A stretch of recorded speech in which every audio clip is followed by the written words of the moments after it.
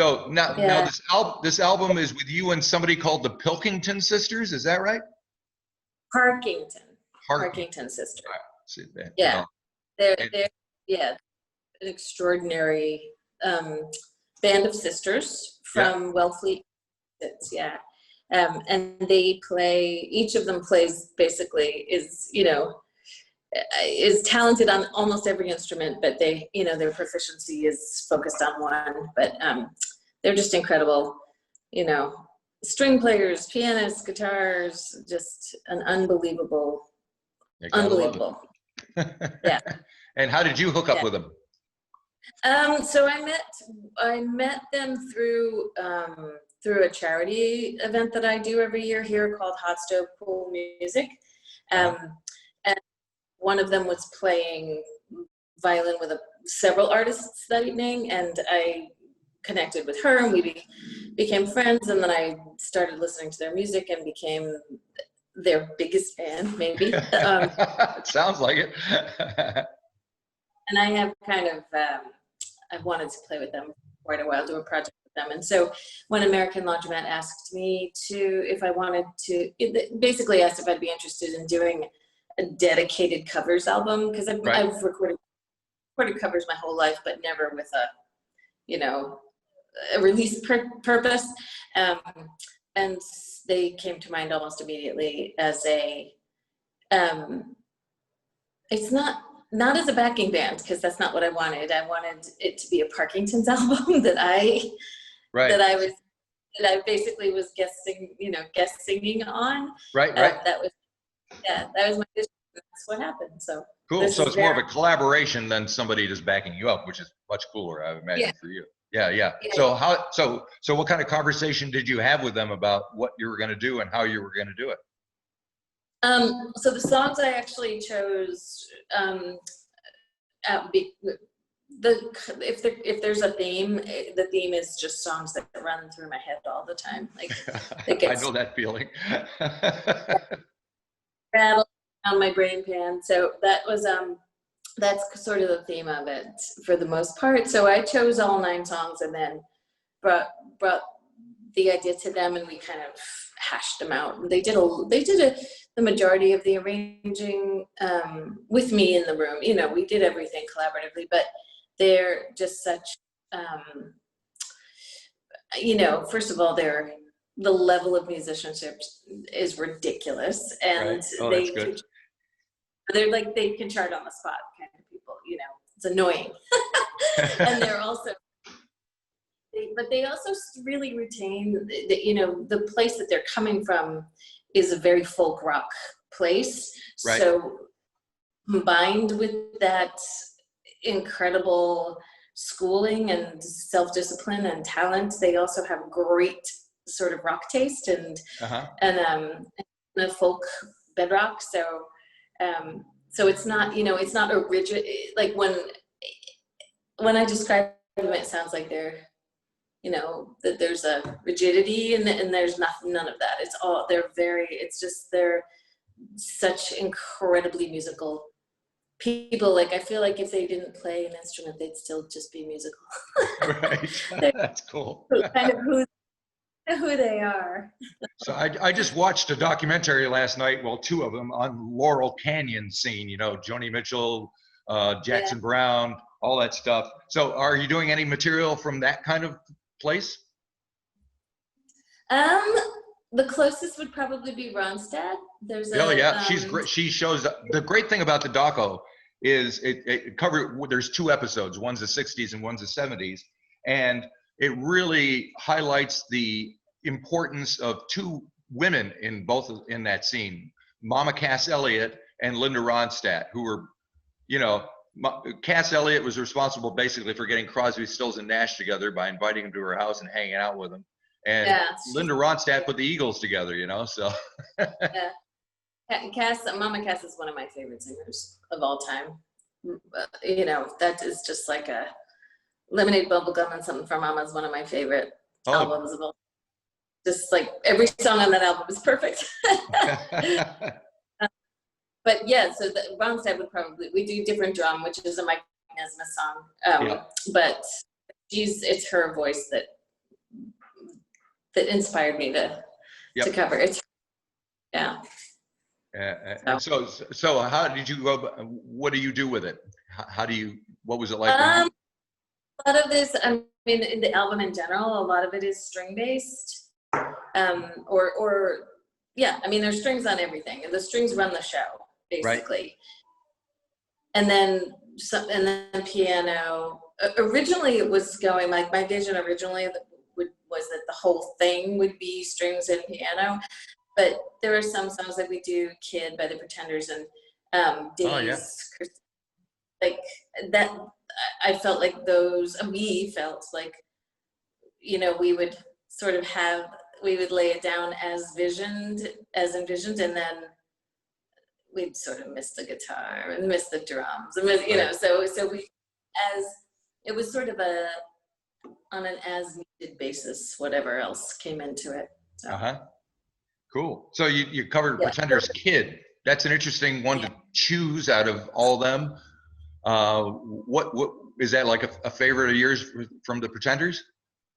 I mean, I love the Pretenders. That one is an outlier on this album because it's the only one that I took on recommendation, which was so you know Buffalo Tom, the band Buffalo Tom. Bill Janovitz, the lead singer, is a really good friend of mine. His wife is a very close friend. And she and I were out to dinner, Laura, we're out to dinner, and we were kind of hashing through a lot of this, what Kid focuses on, you know, with our older children. Yes, I have a couple of those myself. So this is a song that resonates, isn't it? Yes. So I feel like, so at the end of the dinner, I was kind of telling her about the project, and at that point it was brand new, just really in its early embryonic stage, and I asked her if she had any, and she was like, well, how about Kid? There you go. Well, subject, how about Kid? So, very cool. So what else is on the record? Throw a couple of the titles out at me. Okay, Dance Me to the End of Love by Leonard Cohen. How did you come up with, I mean, with Leonard Cohen, let's face it, there's 1,001 songs you could have chosen. Why did you choose that one? My husband, and that's our song. Oh, my husband. And that's our Genesis love song, basically, our first beginning time love song. Yeah, I mean, various positions as an album in general, but that song in particular is our soundtrack. So. All right. So what else you got on the record? Ocean Rain by Echo and the Bunnymen. Oh, is nice. On there. Yeah. Devil You Know. Oh, say that. I think you might need to sit a little closer to whatever you're talking into, because you're breaking up a little bit. Well, this is relevant to where you are. Are you an expat there? Is that where you? Yeah, I'm from. I moved here from Rochester, New York, about 25 years ago. Okay. So, Devil You Know, Split Ends is on. Ah, yes. Which is one of my favorite Split End songs, and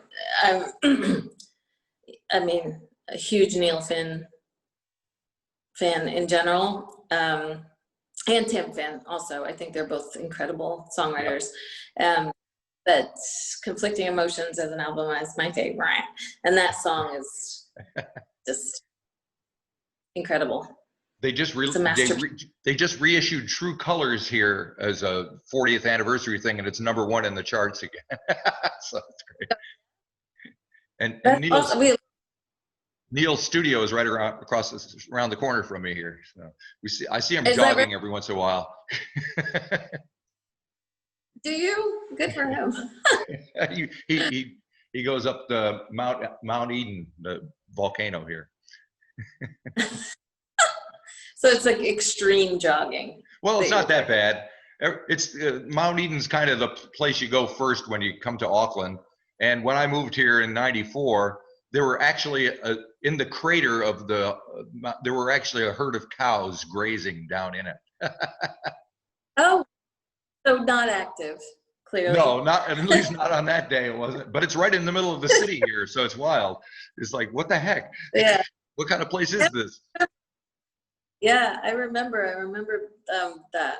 Yeah, I have great and fun. I mean, I fell as everyone does who travels there. I fell in love with that country pretty quickly. When was the last time you were here? Oh my God, probably 98. Oh yeah, that's a while. Long. It's changed quite a bit. Very long time ago. Yeah. Yep. All right, so Split Ends cover and a Leonard Cohen cover. What else you got? What else is on there? Mary Margaret O'Hara. Oh, right. And a Go-Go's song, it's Automatic, from the Go-Go song Automatic, which I love. And I love them.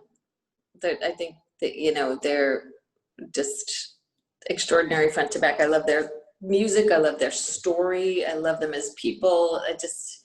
There's just so much to dive into there with them. So when you're recording a cover of somebody who you respect and possibly even personally know, how do you think about that and how they're going to feel about what you're going to end up doing with their song?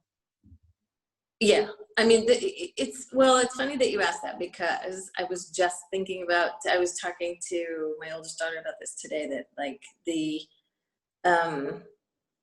I think when you're doing, all of the covers I've done up to this point have been sort of like, we need a B-side. Yeah. Or a tribute album or something like that. It's where, you just sort of, it's almost like a homework. We have to, this is the first time that I have ever really been very thoughtful around what was being covered. And as a result, I think in the studio, there's the ghost of the songwriter there, which was sort of a new experience. So I'm, absolutely keeping that voice in mind at all times. And also every song on this album I ended up belatedly realizing is just such an incredible, strong vocal performance. Right. Which is like setting myself up for a lot of stress. I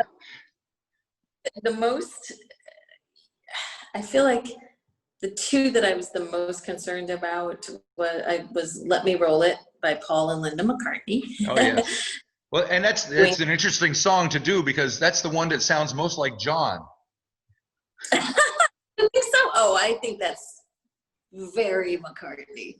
I think that one is very, very McCartney. It's just so like, I know what you mean. I can see. With all the echo on his voice, the way he recorded it. I don't know how, I haven't heard yours yet. But yeah, it sounds like he's almost doing a parody of John, just to say, I can do this too, That one, I feel like that's one of my favorite McCartney vocals, and so that one was that made me a little nervous. But I have to say, I feel like I'm proud of all of them, but the Parkingtons, the way they played that one, because that one is very string, and just like playing those hooks on strings, just it sounds so, if I can say it sounds so cool about something I'm part of. You can. And you just did. Yeah. And so what are the names of these Parkingtons? Rose, Ariel, and were the three who were in the studio throughout. It was the four of us for the most part.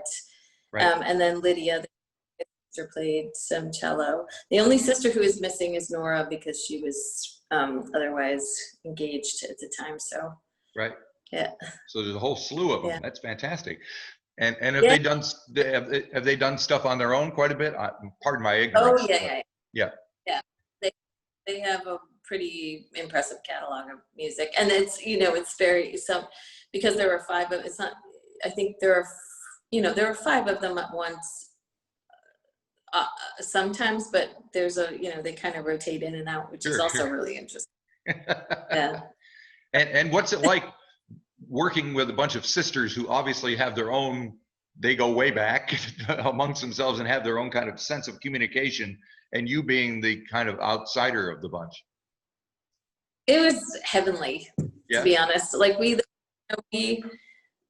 were also in this studio. There's a incredible musician producer named John Evans who lives on the Cape also, and we recorded in his studio, Brick Hill Studio, and he was a session musician for Sarah McLachlan and Tori Amos and Linda Perry. He spent most of his musical life touring, and then decided he wanted to settled on Cape Cod and opened up this beautiful studio, which is the only sun-drenched studio I've ever worked in. Really? It's just one whole wall is just a window, and it's just beautiful and sunny. And so we recorded there, and he's amazing. He's an amazing musician also. And there's just such a, Cape Cod has this amazing musical scene, which is, I think gets overlooked sometimes. There's a lot of amazing stuff happening there. So it was just like this, plugging into this incredible community of talent and support, and they're just all kind of this wonderful hippy dippy. Yeah, gotta love it. It's interesting about the studio, because you think of studios usually are dark and windowless, and they're, there's no sense of time and no place. You're just in there to create. So having a place that's big and open and sunny is got to be a different kind of vibe. Yeah, it's really, really amazing. And it kind of like, it's an extension of how they grew up playing music. Both the Parkington's parents are both musicians also, so the whole family would play together as they were growing up. They started a street band. They started busking when they were tiny in Provincetown on the Cape. So they've been in the sun, out being outside and sun-drenched, kind of part of their, their musical DNA. So, yeah, so I feel like that this studio is perfect place for a band. So, in addition to this album, what other things are you up to these days? I have there's some, some faction/fraction of Belly that's we're starting to write together, Gail and I specifically. And I'm doing another project with Dylan and the Movies, which the band Dylan and the Movies, which is basically Brian from that. We're doing, we're working on something together, and then just writing as ever. Yeah. So. And what's the Boston scene like these days? Is there stuff happening? We're all inside. I mean, yeah, well, that's true. No, there's a lot of community support fundraising that's happening right now, just sort of for venue staff, and for the general business musicians, and just like full-time musicians who are losing gigs and studio work. And right now, I think we're just kind of, everyone's sort of figuring out a model moving forward, and whether that's going to be streaming. My friend Will Daly has started. He actually played a show, and I'm putting that in quotation marks, which I shouldn't. I understand. He played on the stage in front of no one. Exactly. And it was distanced, and he's dipping his toes right now, and I think a lot of us are watching to see where how things are going to progress from here, and what. Yeah, I don't know. And we thought we were we thought we were clear, and then so we've been going to shows, all local stuff, obviously, because we can't have any overseas artists come, but we were feeling pretty good about ourselves, going to little clubs and watching local acts, and now that's all stopped this weekend. This is like, now what? And I'm worried about the people who are running the clubs. Well, and that actually happened here. Massachusetts is actually one of the more successful models here, for whatever that's worth. Yeah. so things had reopened, and there was even talk that the schools would start to reopen, and we've just had a spike last week that is going to shut everything down again. Yeah. I think Yeah. my prediction, and so it's just strange times, man. Yeah. I mean, you're from here, the Yes. difficulty in inspiring empathy and inspiring Yes, any sense of, community and being responsible for each other is not yes. really the vibe here. It's not at the top of the list, is it? Sadly. And I'm hoping that we come out of this with a little more. That would be nice. Yeah. Well, I see you got Kamala Harris as the vice presidential candidate. So that's kind of interesting. Yeah, I'm well, I have to say, yesterday, just that choice made, in our house, we were like, we actually feel good for the first time in a really long time. We're in a good mood. Yeah, no, she was my number one hope. So I'm extremely happy. I also like the woman who's I can't remember her name off the top of my head, the mayor of Atlanta. I think she's pretty awesome too. Yeah, Stacey Abrams. I think that's Stacey Abrams. But yeah, right. I think her last name is Bottoms. Oh no, yeah, okay. No, I thought you were talking about Stacey Abrams. So I'm not. I think that I think Kamala's the only choice, to be honest. In terms, Fingers crossed, because man, when the last election, we had a little party here, watching the results, and it was just like everybody was in tears at the end. It was so bad. No, really, I feel like